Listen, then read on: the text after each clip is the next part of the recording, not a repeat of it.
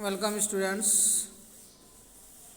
Today I am going to focus on the story A House is Not a Home, composed by Jan Godiso. A house is not a home. About the author. First of all, we are coming to the author John Godiso, who is an California-based writer, and she has contributed stories to and edited the famous Chicken Soup for the Soul book series. These books consist of short stories that seeks to comfort and inspire readers. Among these, her most notable contribution have been for the book Chicken Soup for the Teenage Soul. Jan has also co-written the Buddha Next Door, Ordinary People, Extraordinary Stories she has written. Students, now we are coming to the summary of the story. This story relates the experience of the writer after she joins a new high school. All her friends have gone to a different school and she feels very isolated among the new students and teachers.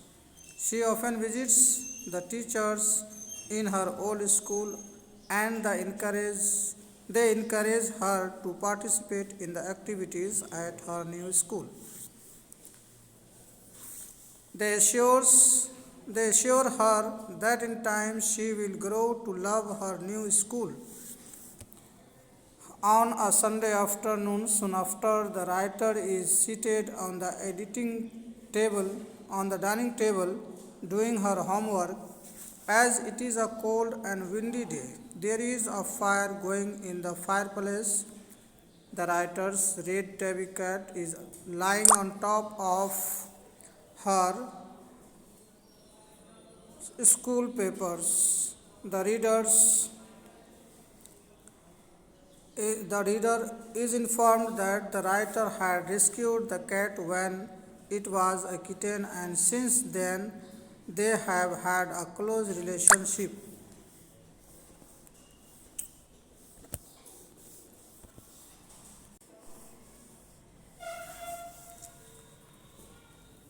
Suddenly, the writer smells something strange. She looks up to the ceiling, sees that smoke is pouring in through its seams. It fills the room quickly, and they run out of the house to find that the fire has engulfed the roof. While the writer runs to the neighbor's house to call the fire department, her mother runs back into the house. The writer's mother returns with a metal box that has important documents and then runs back in. The writer knows she has gone to collect pictures of her father who had passed away when she was young. She knows that the pictures are all that her mother has left of him. The writer tries to run into the house after her mother but is restrained by a fireman. By this time, the street is full of fire trucks.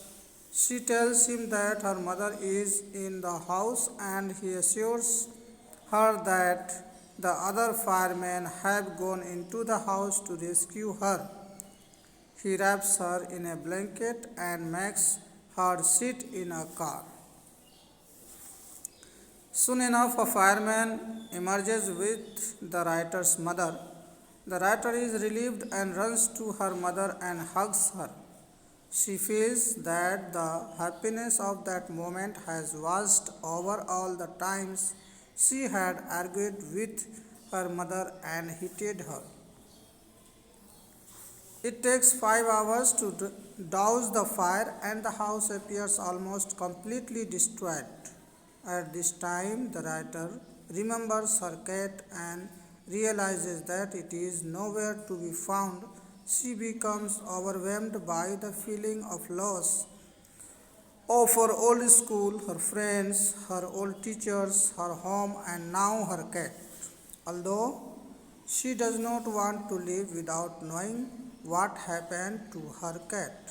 The fireman announced that it is not safe to go into the house. Thus, with just the clothes they are wearing and the blankets given by the fireman, the writer and her mother make their way to her grandparents' house to spend the night. Now, in this paragraph, the writer says the next day the writer's mother forces her to go to school. The writer does not want to go because she is very embarrassed. She is still wearing the dress she wore the day before and has had to borrow tennis shoes from her aunt. She has lost her books, her homework, and her backpack in the fire. She feels very self conscious because she knows that instead of blending in, this incident will cause her to seek out like a sore thumb. At school, she feels lost and completely out of place. She goes to her old house after school and is pained to see that only the pictures and documents rescued by her mother, have survived the fire. Once again, she longs for her cat. However, there is no time for grief as they need to find a new house and buy new clothes for school. Eventually, they rent an apartment near their old house. The writer visits her old house in the hope of finding her cat. She misses her cat terribly and remembers the time they had spent together. The writer realizes that everyone in her school has come to know of the fire. She feels embarrassed by the attention people give her. The next day, people gather around the writer and ask her to hurry up and head to gym class. She finds the strange, but upon reaching the gym, she sees that a table has been set up and piled with school supplies, notebooks, and clothes. All of it is for her. Strangers introduce themselves to her and even invite her to their homes. This heartfelt gesture touches her heart and she finally feels hopeful about her situation. At last, she makes new friends. A mother later, the writer is at the site of her old house with two of her new friends watching her house being rebuilt.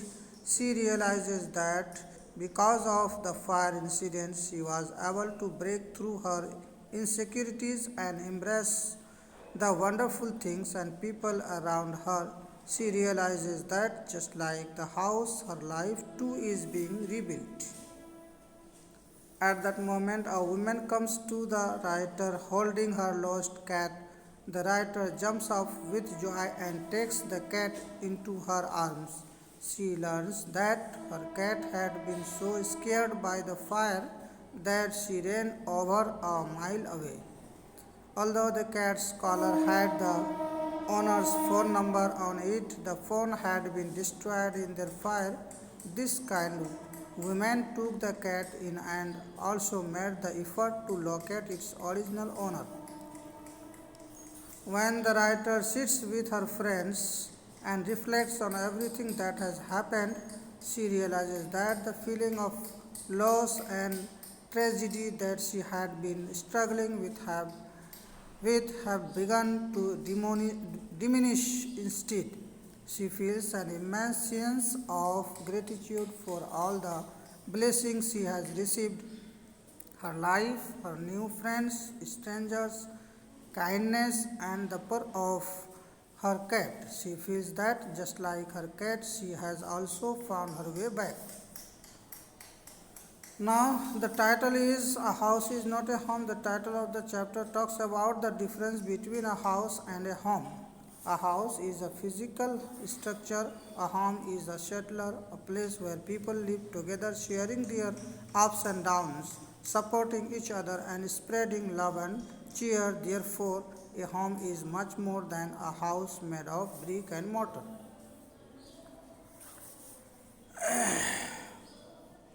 Now we are coming to the theme of the story. The story traces the problem that one faces when an older way of living comes crashing down, forcing one to rebuild life from scratch. It examines how a seemingly tough situation can be turned into an advantageous one with the right attitude.